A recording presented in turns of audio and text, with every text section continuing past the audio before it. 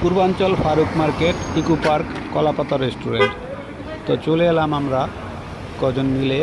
তো এখানে যে আইটেমগুলো আছে, এখানে শুধু আছে ফিশ ফ্রাই, অক্টোপাস এবং শিক কাবাব, সাথে আছে আলুওয়ালা পরোটা এবং রুমাল রুটি, যেটা নাকি খুবই ফেমাস এখানকার এই পূর্বাঞ্চল ফারুক মার্কেটে।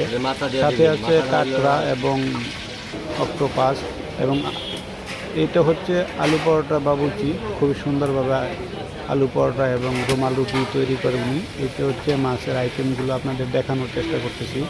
খুবই সুন্দরভাবে সাজিয়ে রেখেছে। এই যে কাঁকড়াগুলো খুবই বড় বড় এবং খুবই বিগ সাইজ।